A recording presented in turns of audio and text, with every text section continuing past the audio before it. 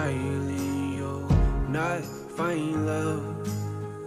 Only sleepless nights. I'm just a ghost of the man I was, too weary to fight.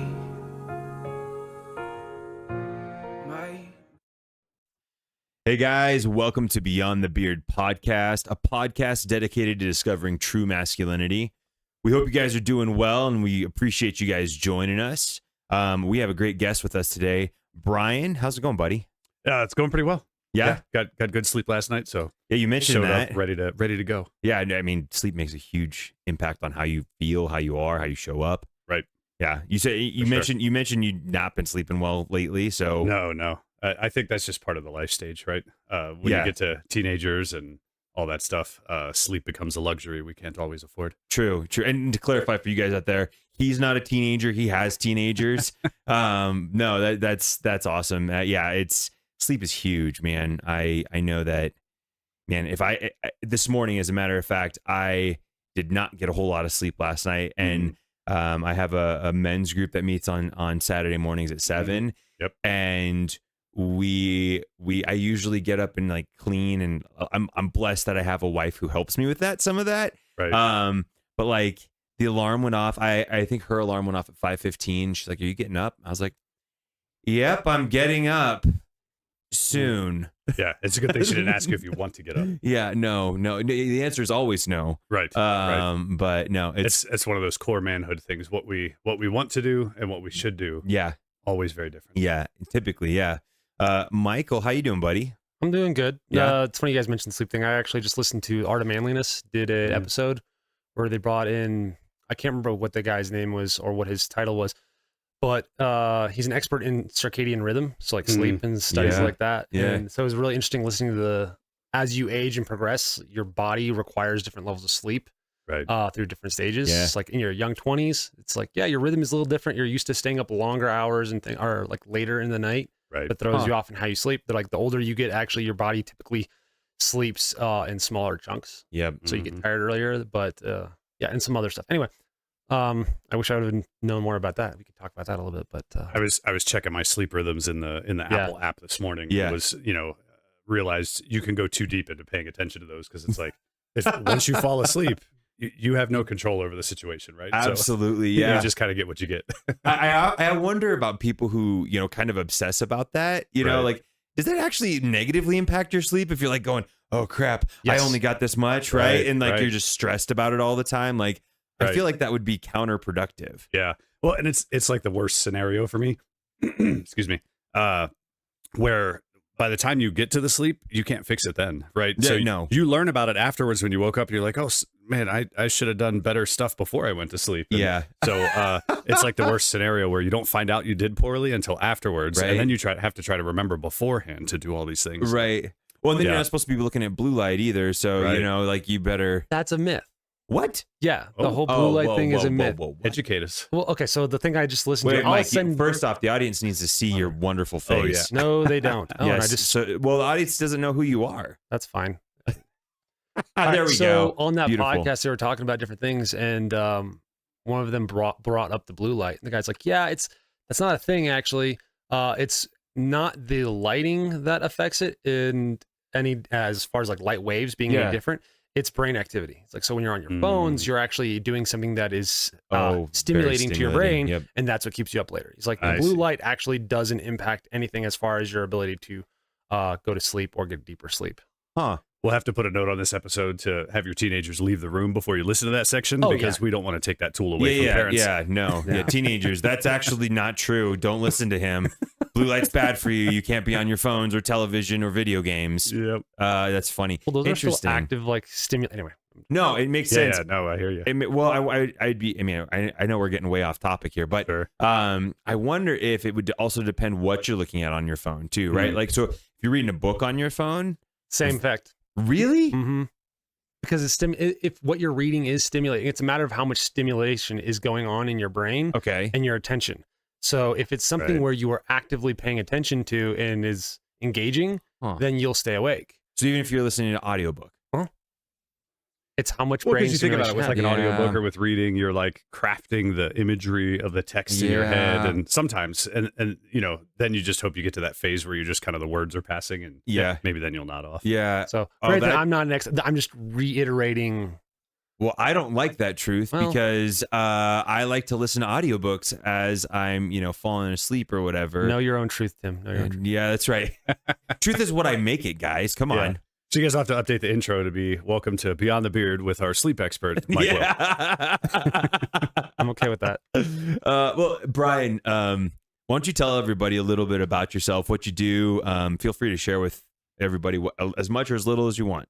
Yeah. So I'm in my 40s. That hurts to say sometimes. I've been married to my wife Tina for 22 years this year. That's awesome, man. I've got 4 daughters. They're packed into 5 years. Our youngest right now is 11. Our oldest is 16. So we are. That's the reference to my teenager comment earlier. So we're in the throes of that, and then for work I do cybersecurity stuff. So right now I have the pleasure of working with a really cool nonprofit, Compassion International. We work to release kids from poverty in Jesus' name. And most people, if you're a Christian or have ever been to a church, have heard of us, but we still find out pretty frequently that people haven't. Yeah. And then in terms of like why I'm here and where that path started and goes and all that, yeah. like I was one of those kids that I was a teenager into my late 20s, early 30s. Mm-hmm. And God had to teach me the hard way what it meant to be a man. And I think, I come from, we'll say, multi-generational dad issues, we'll say, and we can unpack that as we kind of get into things. But, my dad and I didn't have the greatest relationship when I was a kid. Yeah. That didn't really start to firm up until, in my 30s or so. And, so I've learned a lot in the midst of that and come to some good conclusions. And that's kind of brought me down this walk through that. But yeah, that's me in a nutshell. Okay. Just for everybody, he doesn't just do cybersecurity. What is your title over there? Yeah. So I'm a vice president at Compassion. He just sort of does some stuff with cybersecurity. No, Yeah. I don't mean to. I want people to know, like, you kind of know what you're doing. Sort of. I know a little bit. Yeah. And that's actually part of my journey with manhood a little bit, is because when I was young, so there's this book that I read called Fathered by God. Yep. And John Eldridge. That's right. Yep. I don't always recommend all of his stuff. Sorry if John happens to watch this someday, but that book in particular, for guys that grew up with not the greatest relationship with their parents or with their dad in particular, it really gave me some good insight into the multi-generational impact of not launching boys into manhood and teaching them what that means. And one of the parts of that for me was that I was early in my career, I was very obsessed with titles and with having authority and being recognized as an expert and all of these things. And so I reached a point where I was just good with where I was at. Mm-hmm. And then God kept taking me past that. And Right. so I'm a little I don't like talking about my title and I such get it. all that much I get anymore, it. which is a huge change for me. Younger me would have been like, I'm vice president of so and so. That's how you started. Yeah. Right. I'm vice president I would have come out Brian of the gates Rhodes. with that. Yep.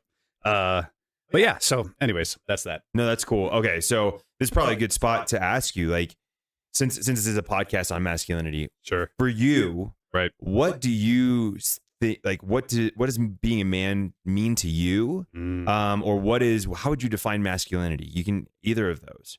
Yeah, so I tend to define masculinity from a biblical perspective, which I think is the healthiest way, right? If we're gonna worship the creator of the universe and we're gonna admit that he created us, Right. then we have to admit that his purpose for us, his desire for how we're gonna do that is not only valid, but it's the right way to do it, right? So we see a couple of components of that biblically, where man is commanded to subdue the world, basically, right? To manage the animals, to kind of bring the world under our mastery, not because we owned it or created it or anything like that, but that's the position that God has for us in the structure of the earth, right? So that's one aspect, and then we get to the aspect of as a husband, right? Our command there is to love our wives like Christ loved the church. Sure. And that's really deep, because the way that Christ loved the church, he died for us. Yep. Right. Yep. And so our service to our wives is just complex and deep, because it's leadership, but it's also being a servant, but it's not being a servant like being a follower. Right. Within that. And then we get into the verses about how we're supposed to treat our children, right? We're Yep. supposed to raise them up in the way they should go. We're not supposed to exasperate them, Yep. all of that, right? Yep. So when you take all of that together, it kind of creates a bundle of the outward perspective from man Yep. to every other part of the world that's around us, according to God's creation. And that's what I call the definition of manhood, is doing that in the way that God intended. Okay. Okay. Practically, you said you've gone through this journey. Mm-hmm. Where do you say you maybe used to see what that looked like, and how would you say Mm-hmm. it's different from now? Yeah, I think a lot of my my early perspective was from a poor idea of leadership, right? Okay. More like, so this wouldn't be a men's podcast if we didn't reference Band of Brothers at least once, right? Yeah. So in Band of Brothers, you've got these two really big dichotomies in leadership Yep. that are happening throughout, right? You've got Captain Winters, which is like the pinnacle of military leadership and ownership. Yep. And then throughout the series, you've got these other guys that kind of step in. Early on, you've got the guy that was with them all through training. He was, there you go, Captain Sobel. He was really good at drilling, but he wasn't a leader. He was a master, Yep. more or less, right? And then later you see Lieutenant Dyke when they're going through the Battle of the Bulge and some of these different things. So when I was younger, I definitely had the view of leadership that was more like the Sobel Dyke view of leadership, which is that I'm in charge, you need to respect me. So it's all like the manly, prideful versions of that leadership. And the journey is about setting that stuff aside and realizing that to truly be a leader, it is a selfless journey that you have to take. There is no, you can't be living it out expecting for the people around you to be coming to you and saying you've done a great job. Often it's going against the flow, right? And I'm sure we'll get into that a little bit later. There's a flow of the world about the definition of men and leadership and their place in the family that is against all of these things that I'm talking about, right? Sure. And so I think to be a man and go through that journey, you have to learn to go for the right, not what the world is saying is the right way. What do you see? Actually, before I ask this question, I want to pause and just say, can we create something called like the Sobel Dyke complex that there you go. That to define masculinity, right? Like there's the Sobel Dyke complex. Anyway, every guy that's watched it has that thought, right? That because you could see it. They do such a great job in the book and in the videos of bringing that comparison of leadership and the impact it had on the men and everything else, their mission. So I think it is one of those standing things, and we see it and feel it in our lives around us, right? Absolutely. You can feel the difference between that kind of sleazy used car salesman type of leader and that selfless leader that doesn't mind spending a few seconds interacting with you and those sorts of things. So the complex is there, whether it's got a fancy name or not. Dick Winters actually has a book out on that, and I guess a large portion of it, I haven't read it yet. It's on my list now. I was watching this thing on YouTube about it. But he breaks down essentially the elements of leadership and how you should do that. And a lot of it actually is, I mean, you kind of see glimpses of that, what his views are in it. And a lot of it is that like servant mindhood, right? Yeah. And not in the way of like you said, not like I'm subservient to you, but I'm going here to help you and serve you and do what can make you to succeed. And I thought one of the interesting points is in that show is he's bringing on, I can't remember the actor's name or what his role is or anything like that, but they're in the car driving and he's getting on one of his officers for gambling with the men. Yes. And And I so you know what I'm talking scene. about? Yeah. And he's like, come on. He's like, you've had all these months to get to know these guys. I'm just trying to know what's the big deal. He's like, you should never put yourself in a position where you can take from these men. That's the exact line. And that concept underpins like everything he does. And you see that it's, I'm not here to get anything from you at all. And I should never be in a position where I could. I should be in a position where I can give everything I have to you. Right. And you see that in how he leads the charges. Like he would never ask the men to do something he would not do, and he would often be the first one. And you see that in, like the first charge. Right. When they drop in, they're charging the guns. He sends his officers to take the flanks. He takes the main charge. Right. And he's the guy in the front. Like so. Anyway, sorry. Interesting. No, it's good. Yeah. That's you're talking good. about the break court Yes. manner. Yeah. I need to watch that again now. I gotta get all. Yeah. Yep. and follow it up with the Pacific, right? Because two I just very got different that. wars. I've never seen it. Oh, man. So yeah, It's quite a bit more like, it doesn't have that same feeling of a, because the battle in Europe was two sophisticated armies fighting against each other. So there was this idea, there was definitely abuses, don't get me wrong, but there's this idea of a gentleman's war almost. Yeah, honor, things like that. You can surrender and be taken as a prisoner of war and not necessarily be like, there's actually Masters of the Air covers, which is the third in that series now, covers some Air Force guys that were captured as prisoners of war. And that's where I learned that the Germans would give each of the service branches, they had to build the prisons for their equivalents on the other side. Interesting. And so that you had this interesting dynamic where they treated them the way they would want to be treated if they got captured. So like the Nazis did. The Nazis did, yeah. Okay. So these Air Force guys. Now there was certainly some things that happened that weren't quite right, but like they had a gym and a library and all this stuff for the pilots that they captured. So I forgot what rabbit trail. Man, Oh, sorry, man. And guys, like, let's be clear. Like, we're not saying the Nazis are good here. No, like, not in any way. But Yeah, you find some interesting things within there where like people were. It's surprising things, right? Yeah. Because you can't take hardly anything from history or anything else for that matter. At face value, right? There's often a deeper story. Well, and I think it speaks to the fact that humanity has some things that are consistent through it, no matter where you are in history, right? Or what's going on, or even who's leading, right? So you have a Nazi group who, obviously, their leader not the best person. Some would say, yeah, right, yeah. But he even gets a in gold that- medal in not being a great person. Yeah. he wins that Olympics. But no, honestly, like, but you still see those pieces of humanity kind of coming out, right? So that's interesting. Yeah. Well, let's kind of jump back into. So you said you used to have this kind of perspective, right? Yeah. Where did that come from for you? Like where, like in your estimation, like where did that start, or what was the foundation for that? Yeah, I think so we get into the dad issues section of the episode, I guess. Sure. Right. So my dad was a good guy, right? He did his best. He wasn't handed off a great playbook to run with, right? To start with. So his both his dad and his stepdad, the life that my father lived as a boy was, I would consider that pretty traumatic, right? Some of the episodes and incidents that I heard stories about and things like that. So so that equipped him for being a father only to a certain extent, right? Yeah. And those deep set worldviews of us as men when we're children and when we're teenagers and all of that, that can take a little bit to unwind, I think, sometimes. Yeah, absolutely. And so I think that my dad's raising of me, I definitely got better than what he was given. Sure.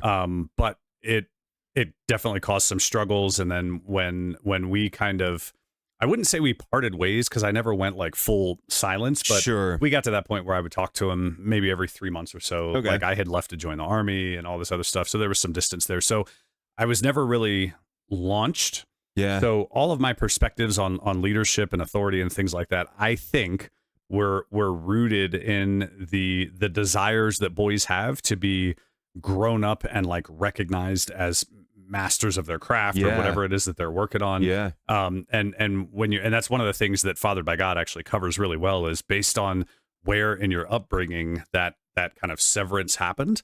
Yeah. You have these different aspects. And so his theory, Eldridge's theory in the book is that, when your dad only kind of takes you up through early mid teenage years and then kind of exits the picture, you will see that come out in manhood as guys that seek, like above all else, will seek authority and pay and external recognition to fill the void of the recognition that never happened internally, right? So again, this isn't a Jerry Springer episode. I'm not looking to bring my dad on and excoriate him for his poor father. Now that you said that. Surprise! Well, why don't you come on out? No. He died in 2015, so which I wish you the greatest.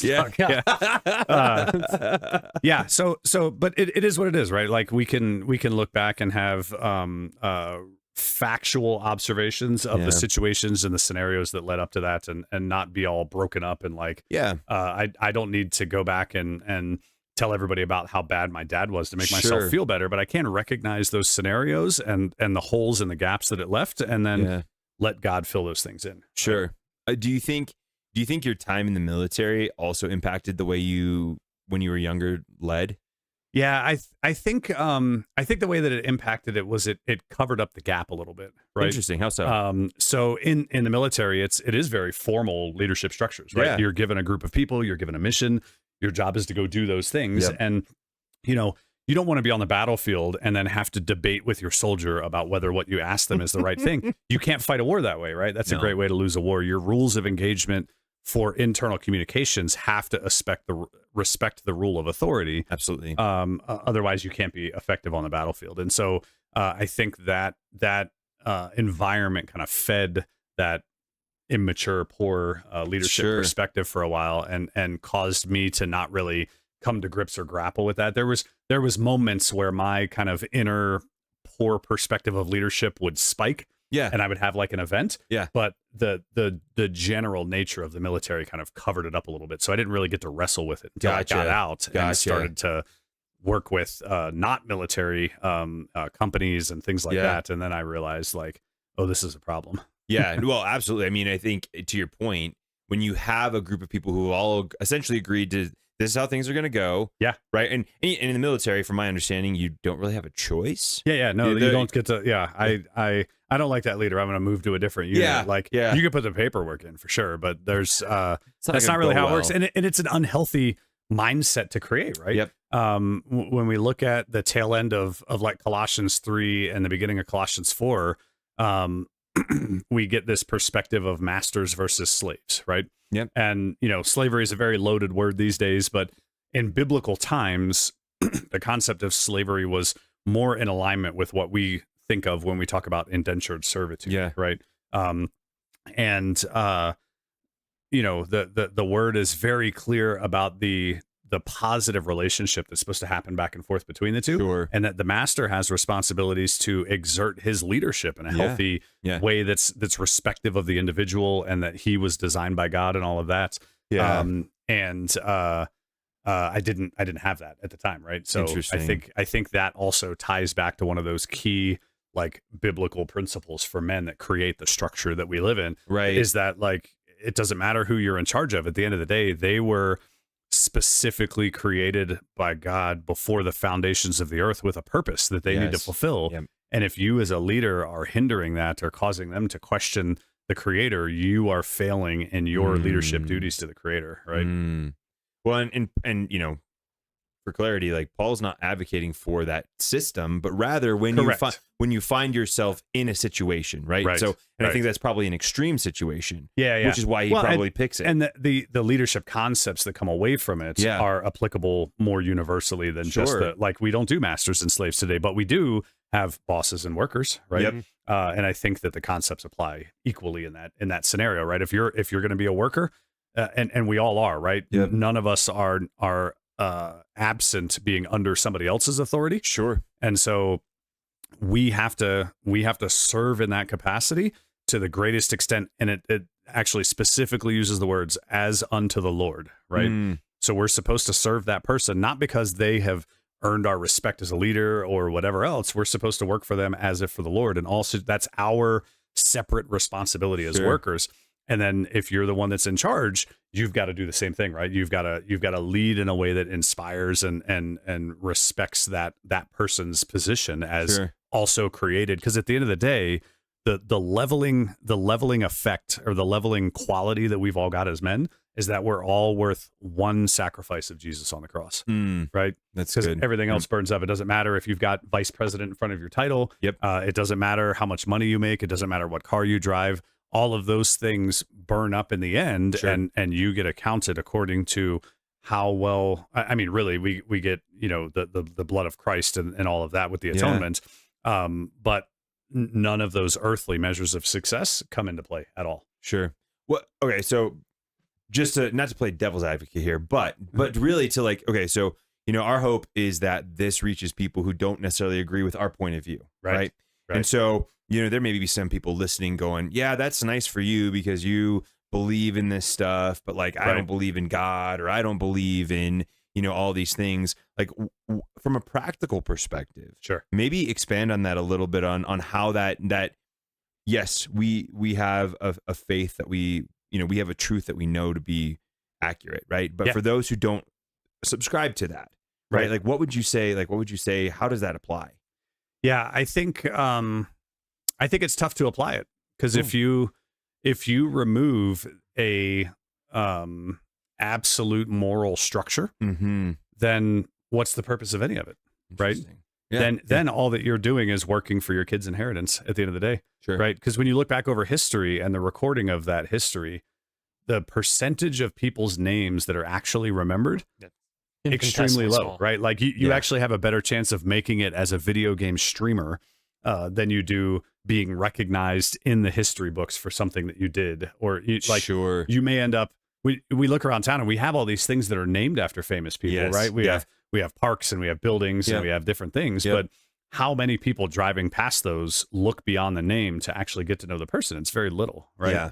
So if you're not working according to some universal moral framework, then you're really just working your butt off for whatever your kids are going to inherit from you, and that's it, right? Sure. And giving that over to them, like the nice car that you drove, or the vacations that you took, or any of those things, will still be separated from you, whether you believe in Christianity or something else, right? Sure. The separation is undeniable. We see it happening in front of us over and over and over again. So that's where I would start. Absolutely. And then I would say that these principles, when I think people that give them an honest shake, an honest thought, can look back over history, and if they're objective about looking at good leadership versus bad leadership, good scenarios versus bad scenarios, a pattern begins to emerge that starts to validate that perspective, that you have to be doing it for something that's greater than yourself. Because if you're just doing it for yourself,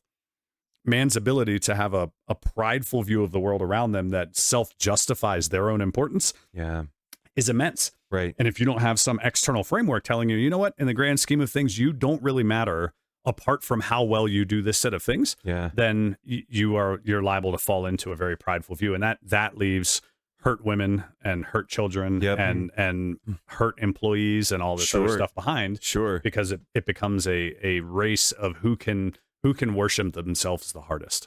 Ooh, I like that, man. Yeah, that's good, because I think, especially here in America, we tend to focus on ourselves, right? Like, oh, how do I get to where I need to be? What do I need to do so that I can have the success that I want to see for myself? Right. And I think, while I think in the moment people think what they're getting is good or fulfilling, I think you look at leaders, like good leaders, and when they are serving something greater than themselves, that's where true like enjoyment and satisfaction and impact come from. Right. Because if you are a leader who is only concerned about yourself, you're going to impact others in a very negative way. Right. Like what you're going to leave behind is not a legacy that anybody would be proud of. I think. Right. Yeah. When you reach that sense of you've arrived, by the time you get there, under that belief system where kind of self-fulfillment is the goal, you find that bucket is bottomless. I think, right? That was my experience too. I could never get enough authority and enough acknowledgement of my expertise or whatever, because the moment I get some, my eyes immediately shift to the next thing. And so you have to have a more finite set of goals to say you've arrived. Otherwise, then you end up chasing all of that, and you've got this wake of destruction behind you in history. And you haven't actually achieved anything that you can feel good about, because that bucket is still, you look at the economy will always produce stuff to fill the next level, right? So right now, the very top of the level used to be yachts, right? Now it's like spaceships or something, right? So you got Jeff Bezos and Elon Musk, and they're competing to see who can build the better space company. But there is always some greater thing to try to self-fulfill with. And even those guys at the very top of their game, I think if they were to sit down and be really truly honest, they still feel the hole, right? You see the divorces, you see the children that are hurt and impacted, and I'm kind of it's been really interesting to watch Elon Musk over the past decade, I'd say, as he's kind of thought these things out and begun to come to this like different set of conclusions. And you know, the guy's got more money than I don't think he's got more money than he knows what to do with, but he's doing some interesting things with that fortune that you don't see other people at his stage doing. No. And I think it's rare to see somebody reach that level of like arriving, according to our concept, and then still doing, like, choosing to do big things that are putting his money at risk, right? Because, you know, anyways, that can just keep going. No, yeah, absolutely. That makes sense. Yeah. So bottomless hole, right? I very much agree. I got into a very similar conversation with somebody about that, who's kind of getting to that higher level. Like, she's worked her way through these ranks, she's grinded, and now she's starting to get to that entry phase of where it's like, okay, yeah, you've officially made it. You're getting the title, you have the money, the stuff like that. You have the success we've defined it. the societally defined success metrics, and you're still like, what the heck is the purpose of this? Right. And I love how you described it. You were much more articulate than I was able to be in that conversation. Very similar conclusions, but I like the way you phrased it. It works very well. Yeah. I am curious.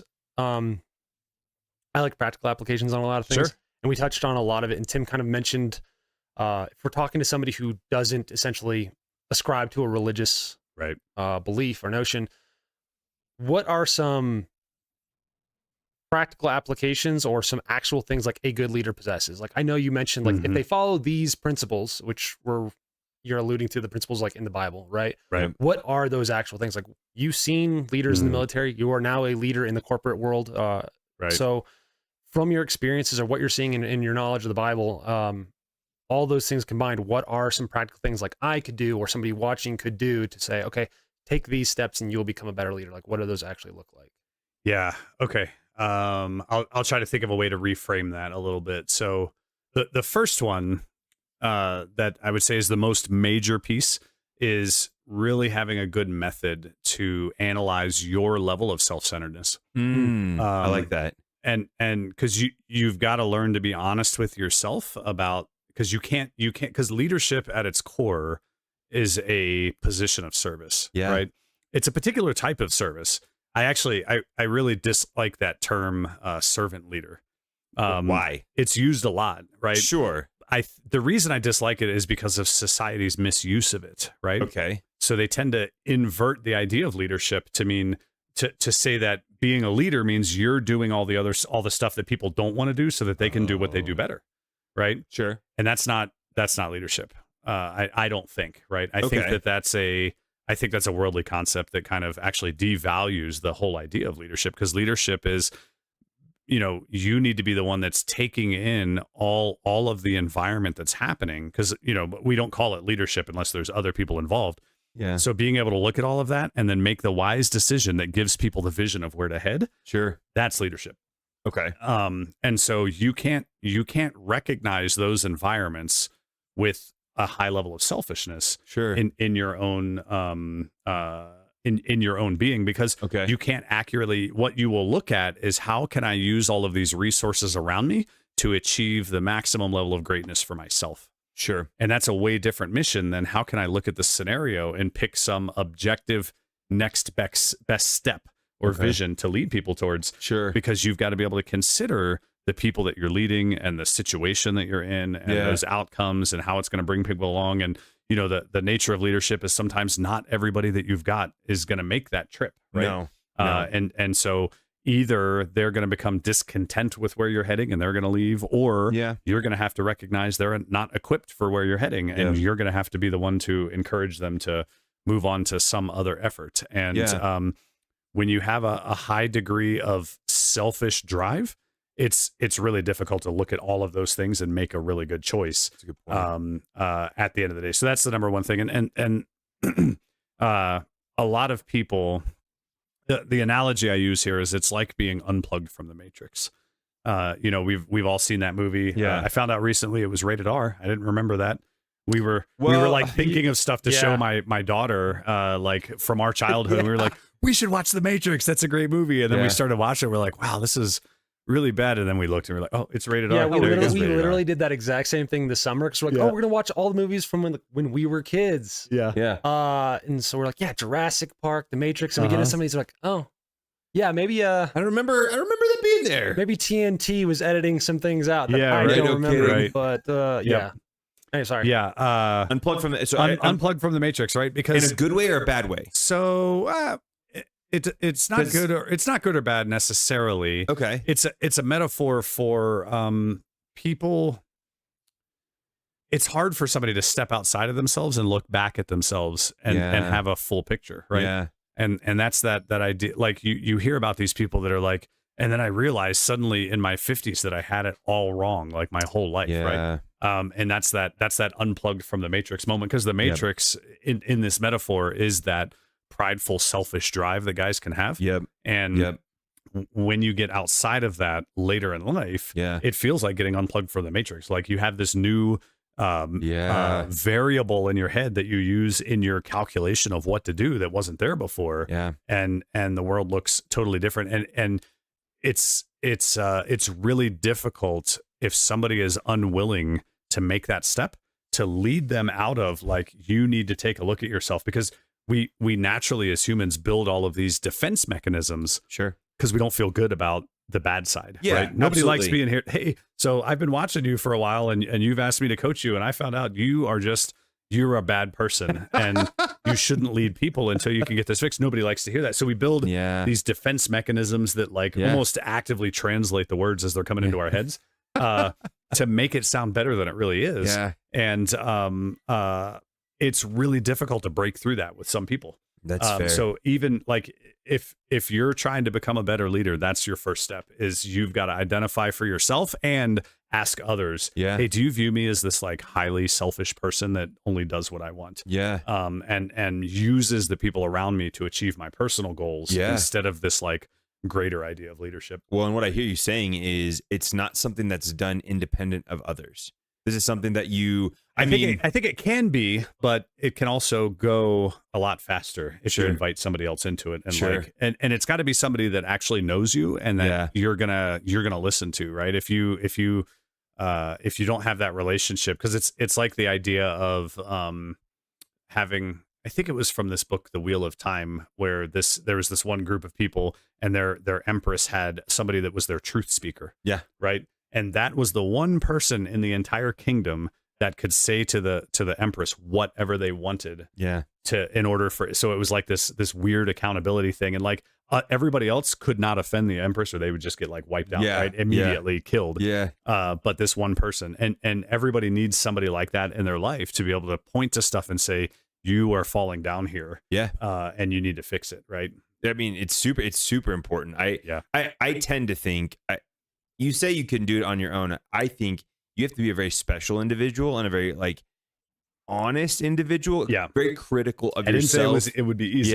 No. I mean, I guess my thought on that is, for most people from a practical perspective, like I would say you need to bring others in. And honestly, even if you are good at that, you're going to have better results if you do have somebody like that, right? Like you need that. And accountability always gets this negative connotation of like someone here to hammer you when you do bad things, right? But it's really like, hey man, like this is the constructive criticism I can give you, right? In this moment, in this time, and you're gonna actually listen to it, you know. And it doesn't mean it's gonna be easy, but no, that's good. And I heard you mentioned accountability real quick too, and that was another like one of my other little stories tucked away, is the idea of accountability in our society is, I think, a watered down, weakened version as well. Accountability is far more than just asking somebody occasionally whether or not they're doing something, or providing some opinions on where they're at. Like the example I heard once that really changed my perspective on that was that this guy was talking about being an accountability partner for his friend that wanted to lose weight. Right. And so he was like, so for like 2 weeks, I would call him every day and say, hey, you know, are you going to the gym? And the guy would just say, no, I'm going to do it tomorrow. And it just went on for like 2 weeks. Right. So the guy got this obvious perspective, like, you don't intend to do this, and I don't intend to call you every day if you're just going to tell me you're not doing it. Right. That's not. So he showed up at the dude's house at like 5:30 and knocked on his door and was like, get dressed. We're going to the gym. Love it. That was accountability. Right. So it's not just being willing to point out the stuff, but it's being willing to be there to help take those next steps to like get it done and make it happen. So it kind of like an individual level here.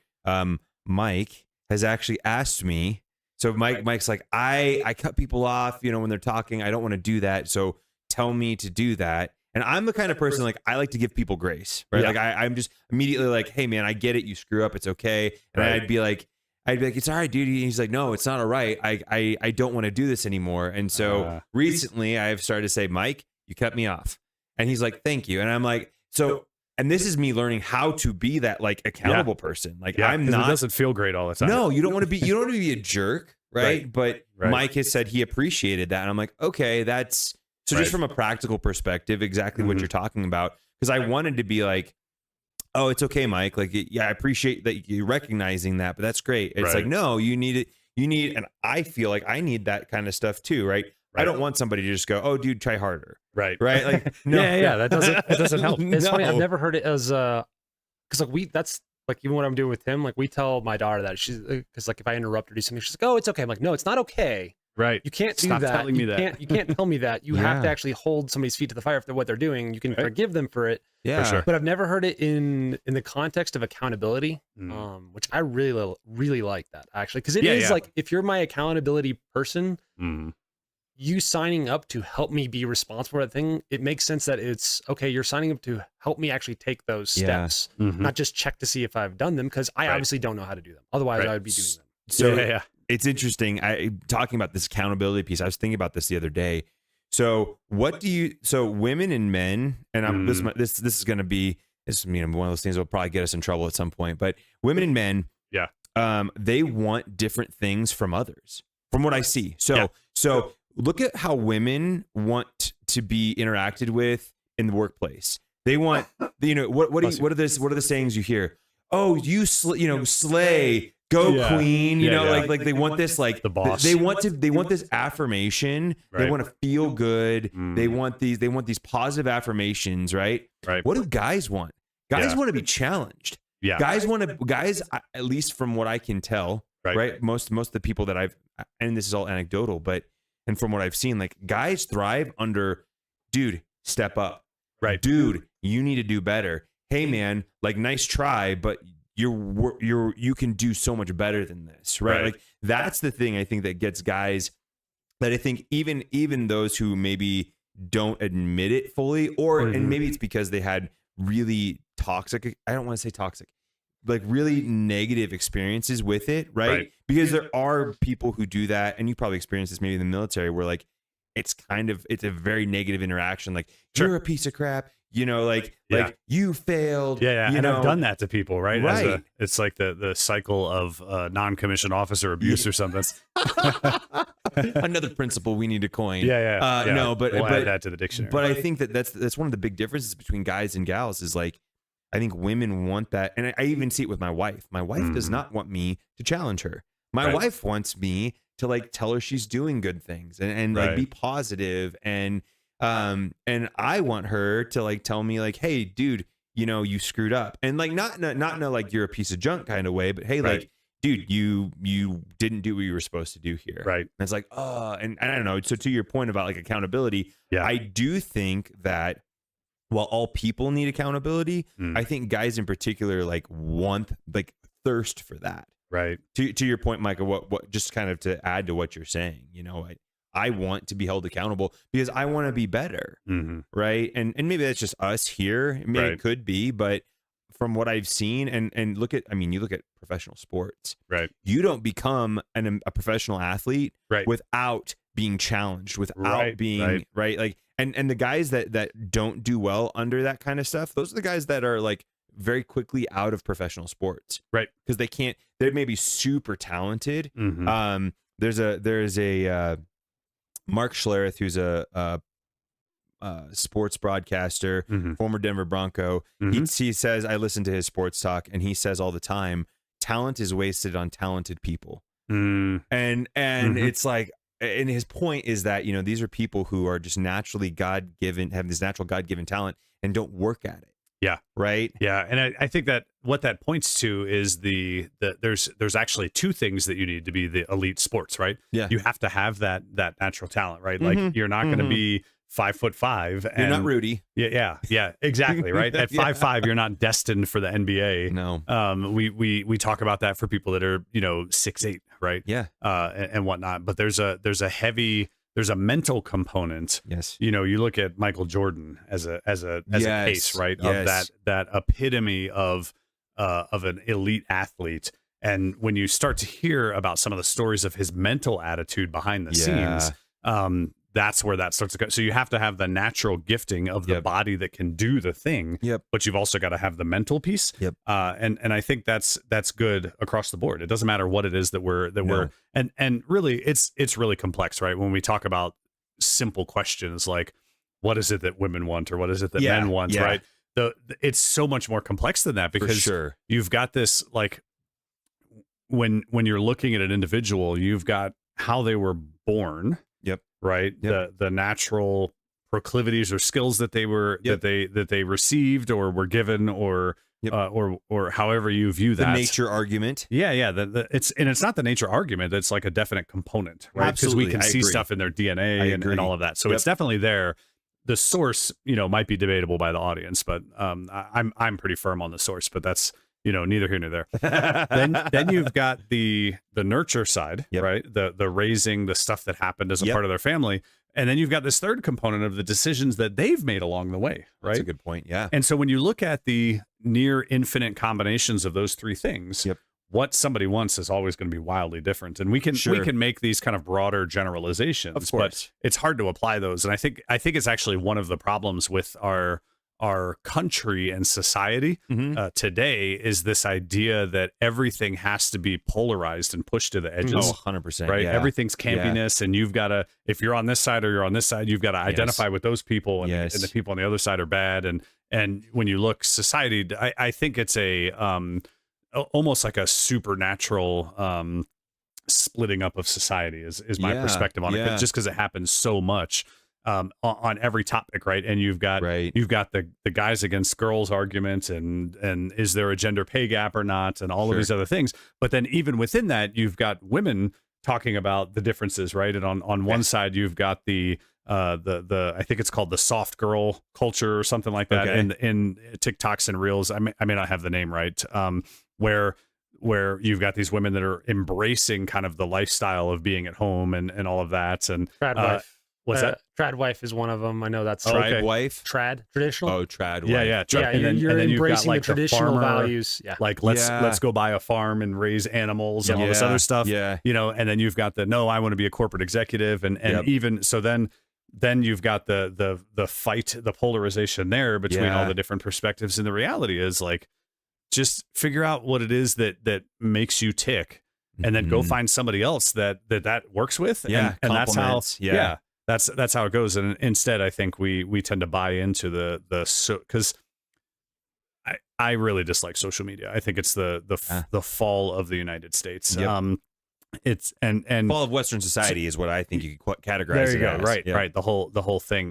When you look at Elon Musk is doing some good things with X. Sure. Right. Yep. But the core aspect of that, the metaphor for what that platform represents is millions and millions of people in a room yelling at each other in 280 characters or less. That's not healthy. Yeah, right. Like how could you ever? We make fun of people, of committees, and how nothing moves forward when you have to get opinions of more than like a few people. Yeah, it's true. And we try to limit decision making, and then it's like, no, we want to define society based on these, however many million people all yelling at each other at the same time. It's not only yelling, but it's. How am I trying to say this? It used to be if you had a platform to speak, you had to earn it. Yeah, right? Exactly. I had to prove through discourse vetted and experience that what I have to say should be heard. Yeah, people had to be interested. And that meant removing anonymity from yourself. You had to put yourself out there, and you had to take responsibility. Right. What things like social media do is it introduces this concept of you now get to be anonymous. Right. Yep. So no negative consequences can come your way if you so choose. Right. It really can, which is terrible, and it lends us to being our worst selves. Right. And then the second thing it gives a platform to those who have not earned it. Right. I can jump on there today, make an account, spew whatever I want to spew, and it will reach whoever sees it. Right. You remove those two things, and it's the natural vetting processes. Right. It's and I think what that does is it is very much like you said, the equivalent of getting so many people in a room yelling, but it's giving everyone everyone has the same voice where they might not know what they're talking about. Their views might not be coherent or logical. All these things, and it makes for making decisions by committee, which is terrible. Yeah. And the anonymity thing is makes it extra bad because then and that's where you got the bot farms where all of this other stuff and like anybody in Russia or China or these people that don't like the United States can just go create hundreds of thousands of accounts and then through that boost certain opinions or not other opinions. We can do it here too. I mean, making a bot farm, I don't think people realize how easy that is at this point. Yeah. The viewers can't see it. We actually have one off camera here. This is how we're getting all of our views right now. That's right. All the views we don't have yet. And so that's a little sidetrack, but the polarization of society when it comes to those things, I think is really hurtful because then when you become polarized, then you start to remove the individual from the equation. Absolutely, right? yeah. And when we look across the country, we're 300 plus million individuals that all have different skill sets, all have different likes, different dislikes, and all this other stuff. And we spend a lot of time trying to. Now, there's certain times where somebody's preference is absolutely wrong, right? Yeah. Not everybody's preference is valid, but as a whole, I think we're constantly skewing that, and we're trying to take one person's preference for a particular way and make it sound like they are evil for liking that. Yeah. And then at the same time, we're trying to take other stuff that should be agreed upon to be evil and make it seem like it's not so bad. Sure. We're losing that delineation between what could be subjective and what is objective. Correct. Right? Like you were saying, some things can be boiled down to purely opinion based. The way I format my code, depending on what format it is purely opinion, right? Yeah. Some ways on how I format my code is purely objective. Like it is there for a purpose and it is proven to serve that purpose. And people don't distinguish between the two anymore. No. Right. As long as it does what it's supposed to do. Yeah. In theory, people aren't super worried about what it is. I mean, a lot of these things, like, as long as it compiles. Yeah. Hey, if it runs, it ships, right?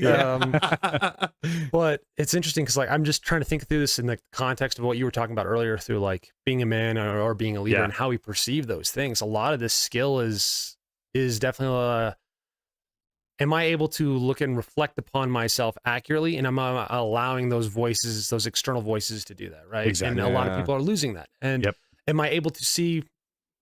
Am I able to see my employees, my servants, whatever it is, right? Am I able to see them as a individual, a human being first, and then how can I apply them into this world? Yeah. And people aren't even doing that online either. They're seeing everything as a bot. They're seeing everything as an opposition, as a nameless, faceless thing. That's a keyboard warrior that they hate and they attack. Yep. I heard this description recently that said that maturity is the ability to encounter reality as it comes at you.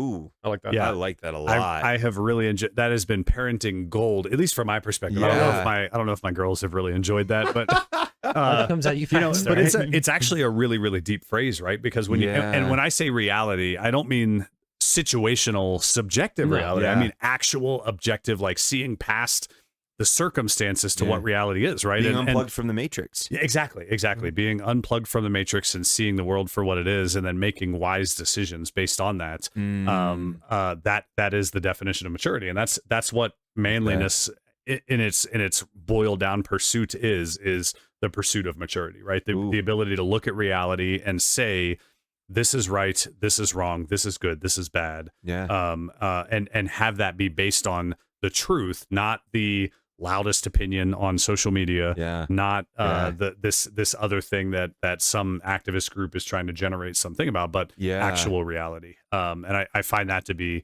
a really like the basic example of it is just like, I'll talk to my oldest daughter is working through a part of her life where she's suddenly become super busy, right?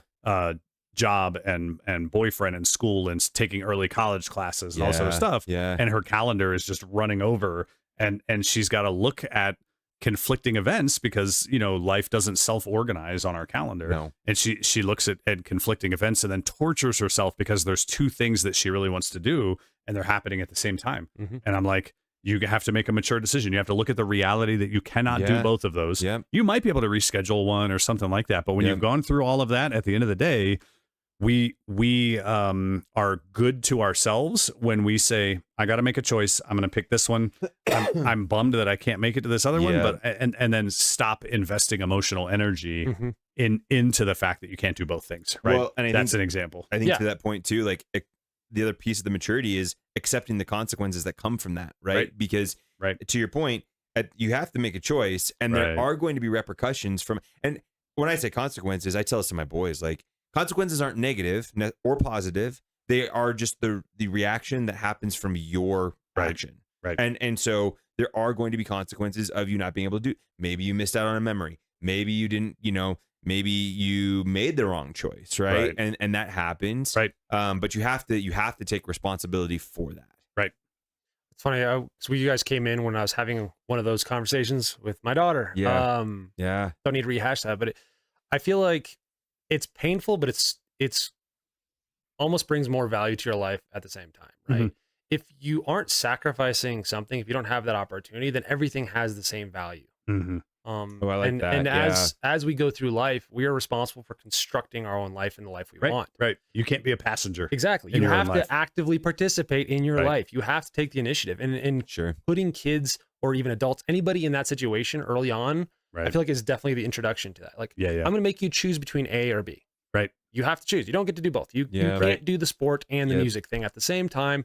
Now is the time where you have to start determining what kind of person, what kind of life do you want to live. And I feel like people who were forfeit or did not have that opportunity at a young age, and I watch those adults and I definitely know them, it's hard for them to operate in the world. And their sense of self, I feel like, is a lot more shaky than people who aren't, because they haven't formulated their perception of their self, or they haven't weighed and measured what kind of life it is they actually want. Right. So when things happen, when reality comes at them, their reactions are knee-jerk. It's emotional. It's not it's not as thought out. It's not as calm. And they tend to, they tend to have a much more chaotic and emotional and sad life, in my opinion. It's more stressful to them.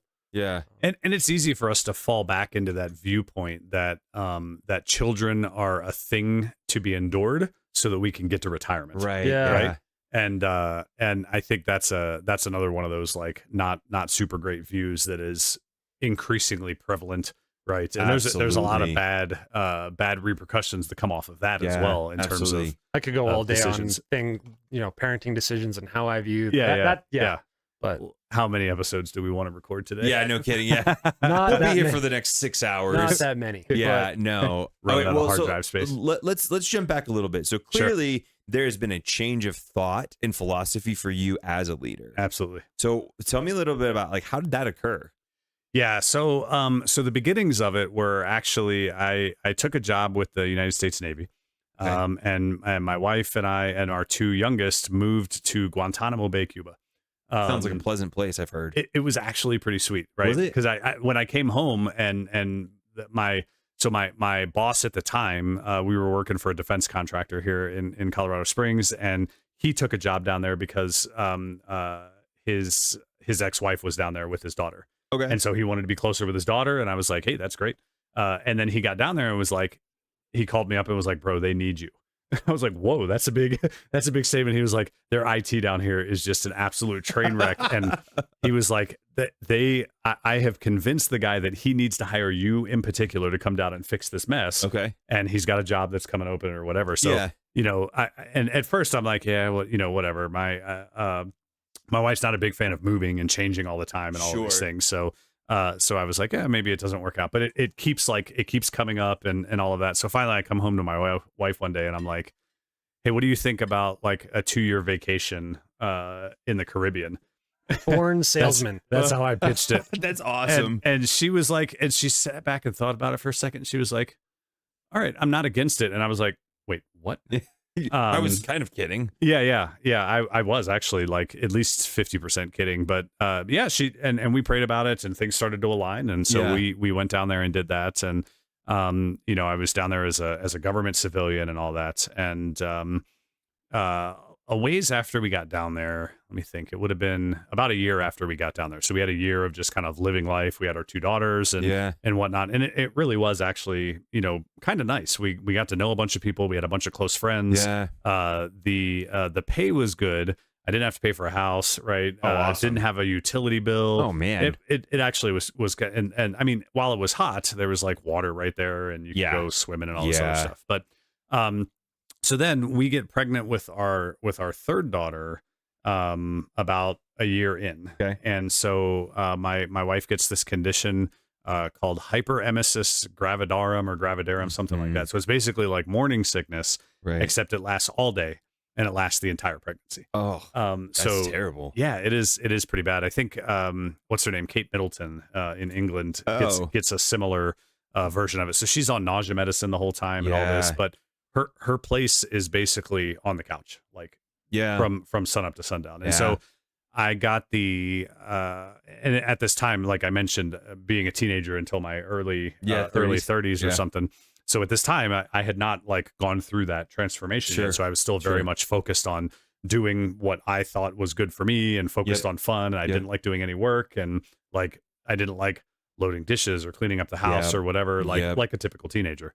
And and I had a pretty hard dose of reality, and I think God used that because I essentially became a single dad in that moment. So I was getting up in the morning, getting the two girls ready for school, ready for daycare. I think it was it was the only time we've ever had the kids in daycare. Okay. So I'd have to get them up, get them ready, drop them off at daycare, go to work, come home at lunch, check on Tina, see if she needs anything, go back to work, and then head and pick the girls up from daycare, go home, get dinner made, feed them, get them all cleaned up, clean up everything after dinner, get the kids put in bed, make sure my wife was okay. And by the time I finished all of that, I had about 5 minutes of spare time before it was like, I need to get to bed so I could get up in the morning. And so we did that for, I don't know, I did that for like 5 or 6 months while I was down there. And that was the beginning of that change, was pulling me out of that. And like, you've got a greater purpose than just sitting around worshiping yourself,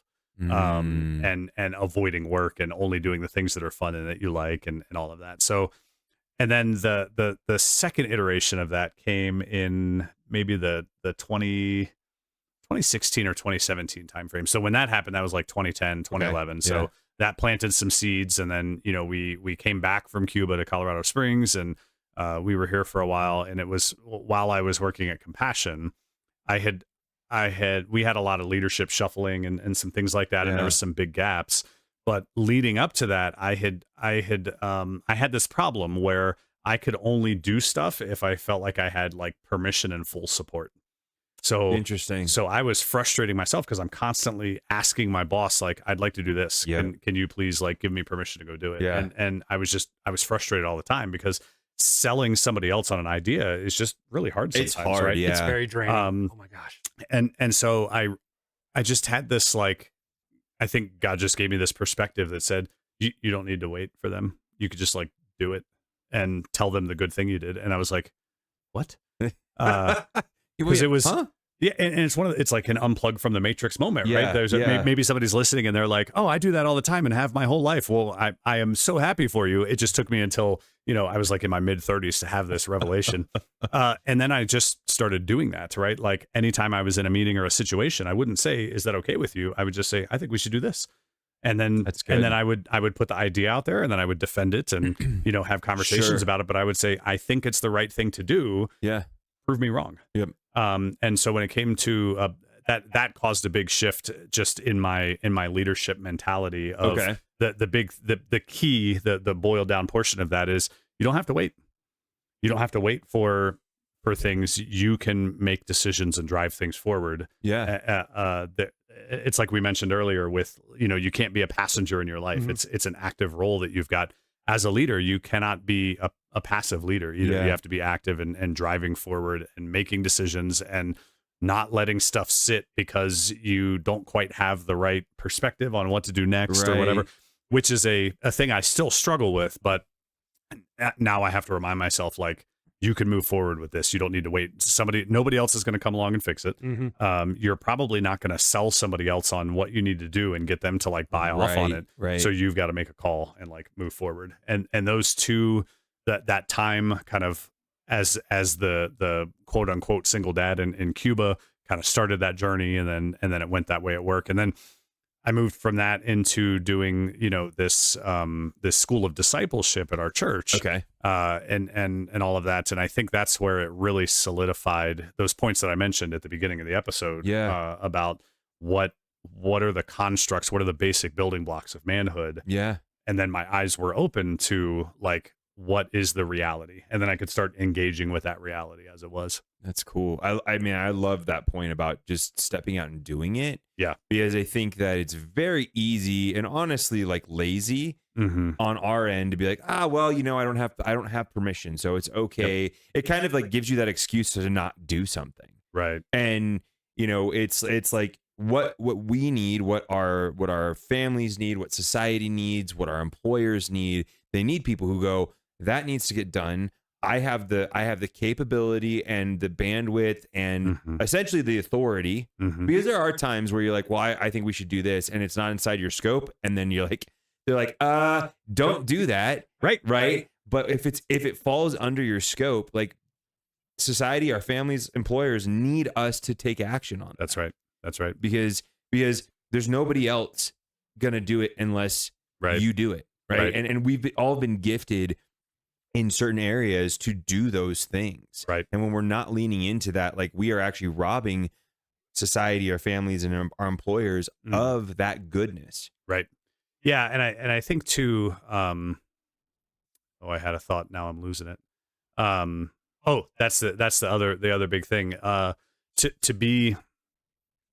To be a leader in all of the places that God that you get called or placed or whatever your perspective is, to be a leader is not, you're not always going to be liked and celebrated in those things. Yeah. Hard.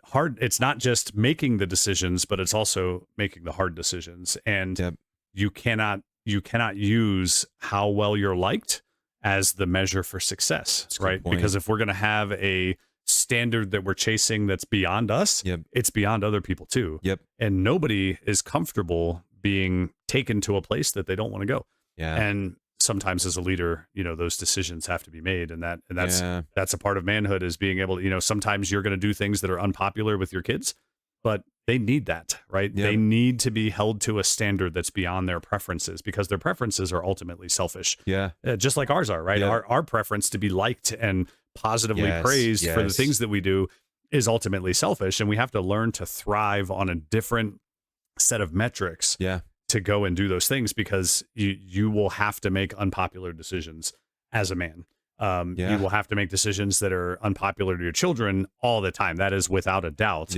And then you may have to make decisions that are unpopular to your wife as well. And then that's going to create some conflict, and you guys are going to have to work through that. But if you are hesitant to make the right decision because you think somebody else isn't going to like it, but you know that it's the right decision, you're working against yourself, and that's not going to be a good feeling and create its own issues that need to be worked out as well. No, and I think, to your point, if anybody is hearing this and they're, hearing like, oh, well, guys need to make unpopular decisions, that's not what you're saying. It's really, you're making the right decision for the benefit of others, right? And for the benefit of the project, for the benefit of the goal, for whatever that is. It's not for your benefit necessarily. Now there may be some ancillary benefit or some like indirect benefit for you, right? Or even direct benefit. But all that being said, it's for the benefit of others, because I've worked for leaders who are like, they just make decisions and they don't care about anybody else. Right. And it's like,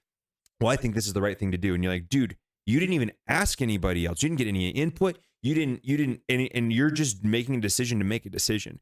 That's not a good thing. Like when you make a decision, even if it's unpopular, but it's the right thing to do, and it will benefit others, right? It'll be you've got to put the work in to make it defensible. Yes. Yeah. And I think too, like, you're always going, as a leader, you're always going to have opposition, period. Absolutely. Right. Like it doesn't even if you're trying to be everybody's friend, you're just not going to be able to. I had this moment last year where I was over an orthopedic practice, and I was dealing with some interpersonal relationships between a couple of staff members, and I was really trying to like make everybody happy in that situation. It was two employees who were not being very mature with each other, Right. And I was really trying to make both happy and really Mhm. trying to like be fair and equal and all this stuff. Right. And I ended up, unfortunately, like negatively impacting one of them because I didn't just make a decision and I didn't just go, nope, done. This is, like I didn't do that. I was trying to appease both of them and trying to like, essentially, I look back, I was playing both sides. And it really ended up in that one of the employees feeling very hurt, feeling very like, and again, they were, validated or not, they felt very hurt. They felt very unseen. And it ended up, they willingly left their job and left us, with a hole to fill. And like, I've had a year to really reflect on that and go, man, I just didn't handle that well because I was so concerned about doing it as fair as possible, which there's nothing wrong with trying to be fair. Right. But when you're being trying to be quote unquote fair, it's colored by trying to be liked. Right. That's bad. Yeah. And another component in there is like our society, I think, confuses directness and rudeness. Yes. Yes. And it that really impacts it too, right? Because if you being direct is construed as rudeness, then you can't, like, you have to use flowery language that makes people feel good. And honestly, it's just inefficient communication. Yes. At the end of the day, Mike's back there. Hallelujah. Yeah. So, and I think that we can be direct without being rude. Yes. And I think there's a very significant difference between the two, and kind of culture has crafted this perspective that to tell somebody a direct truth is somehow being interpersonally rude to them. Sure. And I think that's a complicating factor that we have to embrace reversing. Yeah. If we're going to get anywhere, like, but as men, but also just as a society. Yeah, absolutely. Well, I couldn't agree more. On that note, like, this is kind of tangential, but one reason I think people have that is like, if the intent behind you doing something is in any way, shape, or form out of malice, which is sometimes possible, right? Like, I could be telling you a truth, like, Brian, I hate your shirt. Orange is not your color. And I'm doing it to make you feel bad because that's what I want. It tends to come out, right? Yeah. And I do think that is being able to harness and control that is a concept of maturity. Right? Like, can I put aside whatever my emotion might be? And as much as I might revel in giving you this bad information, I need to make sure that I'm not giving it to you because I want to give you bad information. Right. I need to give it to you because I want the best from you. I want you to have the best, opportunities moving forward. And this is the way to do it. Right. And I feel like that is a distinction that most people lose within themselves, and they will justify it by saying, well, this is what's best for them, so I'm just going to do it. Right. It might be, but your intent behind it and how it's delivered is also an opportunity for you to grow. The most important point in all of those things is the gap that happens between when we have the thought and when our mouth starts to move. That they shouldn't be simultaneous. They should definitely not be simultaneous, right? Yeah, and I think it's like people over time, you're physiologically speaking, when your brain does stuff, right? Whether it's thinking or acting or behaving or whatever, the more you do the same thing, it's like walking a path in the forest, right? The neurons in your brain physically pull just a tiny little bit closer together each time you do that same thing, right? And then we talk about like neural elasticity as people get older and all this other stuff. And so the more we do something a certain way, the more difficult it is to do it a different way because the neurons are just closer together, right? It's our brain becoming more efficient at doing what we do frequently, which, our body does that in all sorts of ways. That's why when you work out, your muscles get bigger, or why when you do long distance, you get better at processing oxygen and all these other things. Your brain does the same thing. And so we can, for good or for bad, right? So when you frequently react to things or frequently share your opinion without taking that space to think in between, you are conditioning your brain to do that more and more in the future. And it gets more and more difficult to reverse that trend and kind of undo it. And so, it goes back to that intentionality of kind of encountering reality. Like the reality of those situations is maybe you speak before you think, right? That's where that phrase comes from. And opening up that gap between when we have a thought and when we share it is I think really critical for when we have to deliver bad news. And that can be the difference between being direct and truthful and being rude, or Mm. the difference between sharing an unnecessary detail, right? Mhm. You may think orange isn't my color, and you need to take some time to determine whether that's an opinion, right? I believe it's objectively untrue. Mhm. But he's saying you're wrong, Mike. but you have to be able to consider that, and at the end of the day, not every opinion that you hold needs to be shared, right? You can hold an opinion, keep it to yourself, and then move on with your life, right? Man, yeah. And that's not great for social media's monetization. No. But it's the reality. I think it's unhealthy for humans to just be a constant stream of opinions of Yeah. what other people are doing right or wrong. Yep. Because then it becomes a distraction from you doing what's right or wrong in your own life, Yep. right? And your own actions and your own relationships and things like that. So Well, and Yeah. it becomes a barrier for critical thought, right? Yeah. Like if you're just constantly, like you said, a stream of consciousness, you have no room or margin to actually examine what it is you're saying. Right. Right. You have no room to even go, wait a minute, I've said all this stuff. Do I even believe all the stuff I've said? Because I'll be honest, I've had thoughts before that I don't believe. Right. My middle right now, he is going through this weird thing. I don't know where it came from, but he's afraid that everything he is poisoned.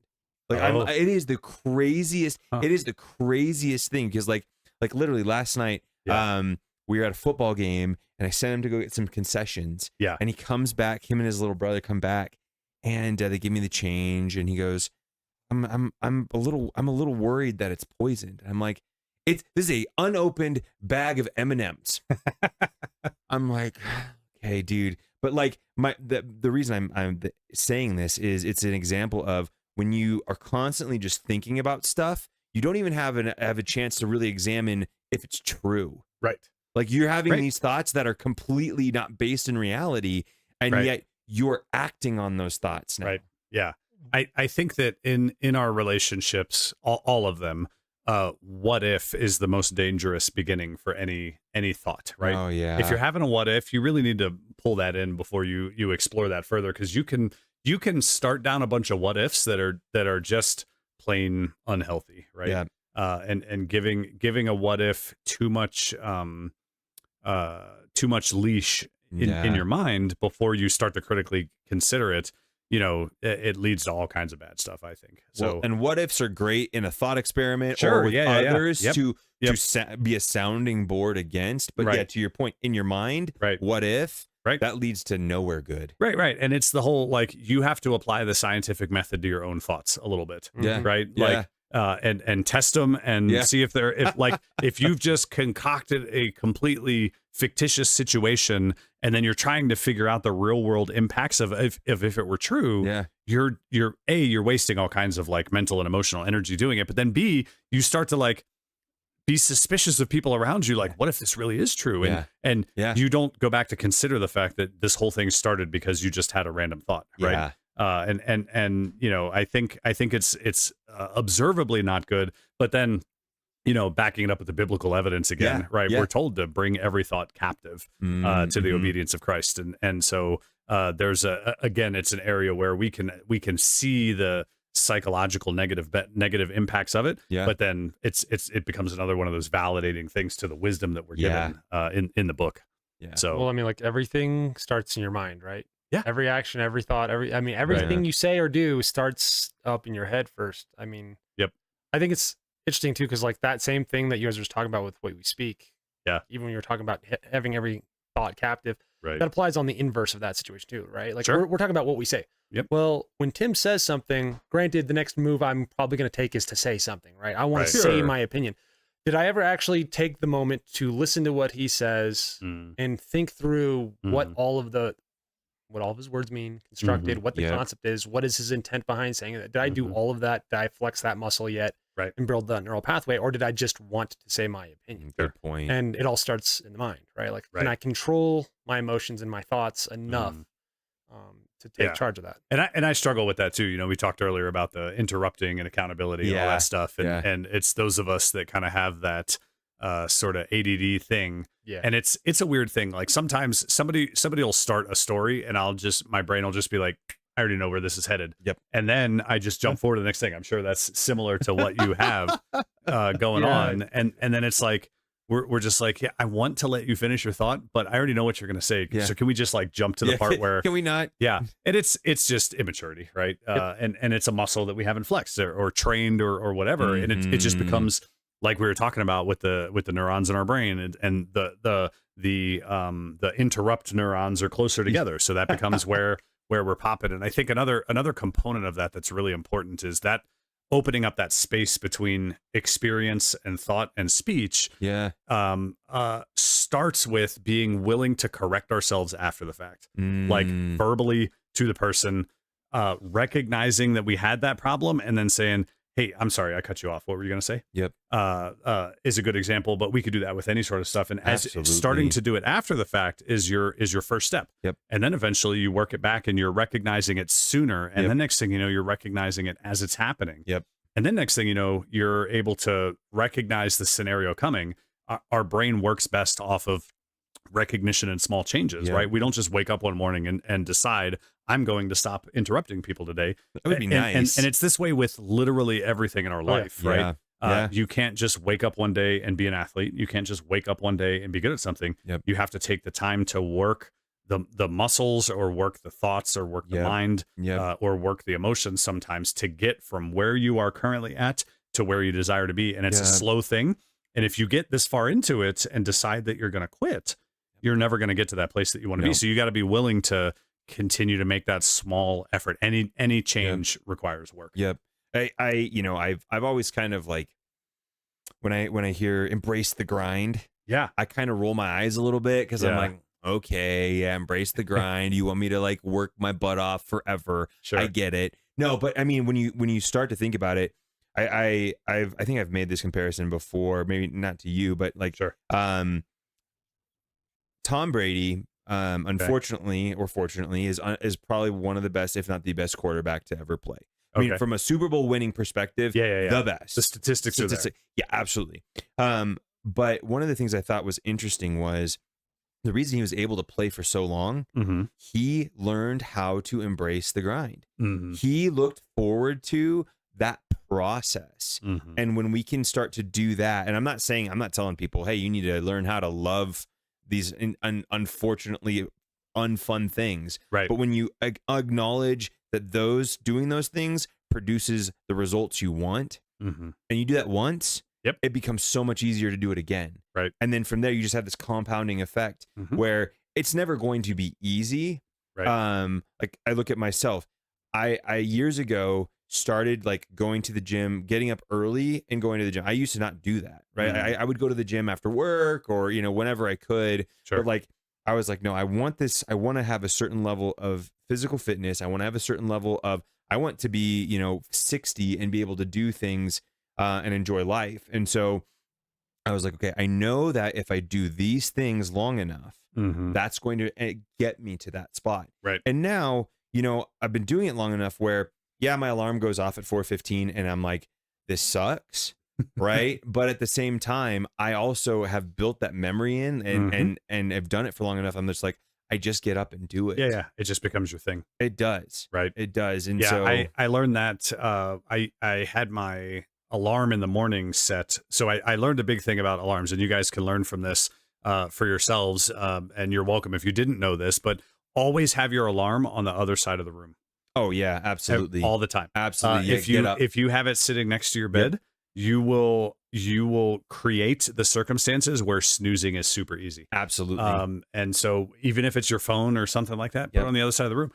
And what happened over time, I started doing that, and I had my alarm set to a particular song. Yeah. It was like this rock version of the Imperial March from Star Wars. Of course it was. And I had it set so that it would start at like 0 volume and then slowly get louder. And I noticed after a year or two, I would be on the other side of the room turning my alarm off before it even registered what you're doing. I was hearing it. And it was just a crazy realization. And it didn't matter what time I went to bed. It didn't matter whatever. And just the fact that I was on the other side of the room meant that, okay, I can go over here and start getting ready. I'm up. Right. And it's those kinds of things. Right. And it didn't start the day after I did it. No, it took a while. Right. To get to that point. And so I broke myself of the habit of giving myself 5 more minutes or whatever, because those 5 or 10 more minutes are never really that good. They're going right? to do nothing for you. Yeah. They're actually worse for you in the long run because you're like, you're telling your body, no, we're going to go back to sleep. And then it's like, nope, you we're gotta getting get back up. You got to go. Yeah. And no man can win when he's at war with himself. Ooh, I like that. Yeah. In that regard. But yeah.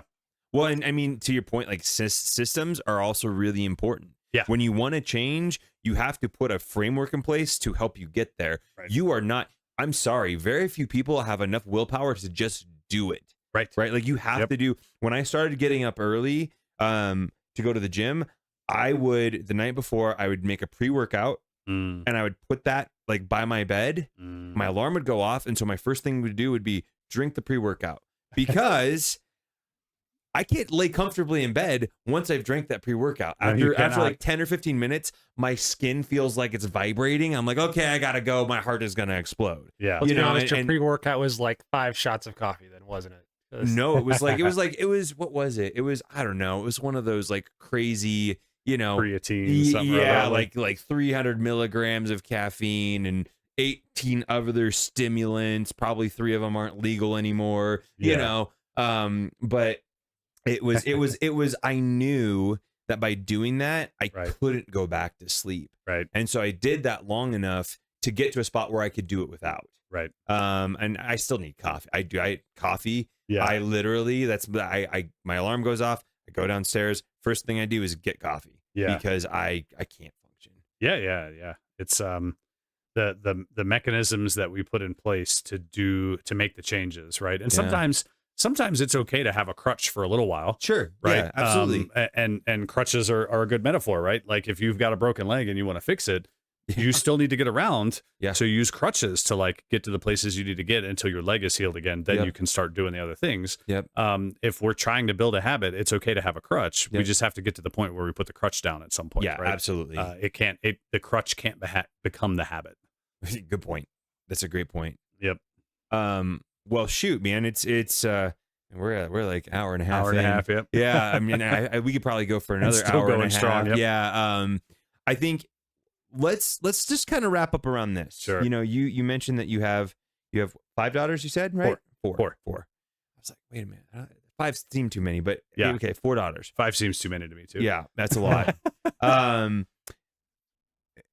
If you had to like tell them, I'm sure you will tell them or have already told them what, like, this is what a man is. Right. When you are looking for a husband, for a partner, what do you tell them? Yeah.